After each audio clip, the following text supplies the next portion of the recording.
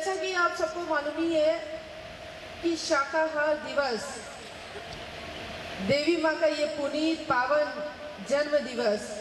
शाकाहार दिवस के रूप में क्यों मनाया जाता है, ये आप सबको मालूम ही है। इसलिए मनाया जाता है क्योंकि ये देवी माँ का एक सपना है कि जो ये पशु पक्षियों को हम जाने अनजाने अत्याचार हमारे से होता रहता है, उनको मैं ये नहीं कहूँगी कि खाने ही वाले केवल पाप कर रहे हैं, पाप कहीं ना कहीं हम भी कर रहे हैं कि हम ऐसा करने वालों को बोल नहीं पाते हैं। कहीं ना कहीं हमारे में इतना विश्वास नहीं है कि हाँ, ये हम उनको समझाएं तो कि ये जो तुम कर रहे हो ये एक बहुत ही अनर्थ कर्म है। और ये भी है कि कहीं ना कहीं हमसे भी पाप ये भी होता रहता है कि हम भी जाने अनजाने, आपने देखा ही है कि हम किसी को अगर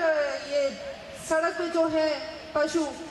उनको हम मार के भगा देते हैं। कहीं ना कहीं पाप होता है कि हम उनको भूखा देखते हैं और उनको हम खाना नहीं देते हैं। भले ही हम व्रत उपवास के नाम पे कुछ भी कर लें, लेकिन हम उनको खाना नहीं देते हैं। हम देंगे जो हमारे यहाँ प्रथाएं चलती चली आ रही हैं कि हाँ, कुछ कन्याओं को, कुछ ऐसे लोगों को हम देते हैं खाना जिनको कि खाने की वास्तव में आवश्यकता भी नहीं है। वो लोक प्रवृत्ति के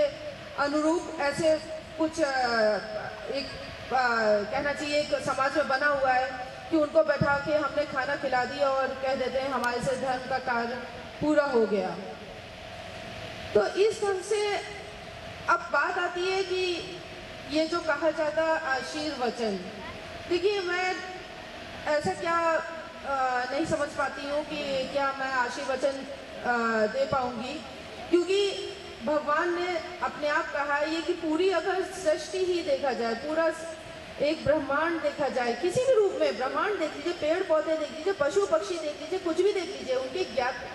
भगवान ने कहा ये सभी मेरी गीता का ज्ञान है, इन सभी में मेरी गीता का ज्ञान है। अब मैं एक वाणीखंड पढ़ रही थी और अध्यात्म का भी ये कहा, ये सब अध्यात्म का संदेश दे रहे हैं। तो उस समय मेरे मन में ये बात बस गई कि जो भगवान ने कहा वाणीखंड में बहुत ज़्यादा गहरे बस गई कि ये बहुत सच्चाई है। भगवान का एक एक शब्द सत्य है, मैं ये नहीं कह रही हूँ, लेकिन उसको कितना हम अपने अंदर ले पाते हैं कि गीता का पूरा ज्ञान उन्होंने कहा ये दे रहा है, पूरा अध्यात्म का एक संग्रह है ये सृष्टि। और मैं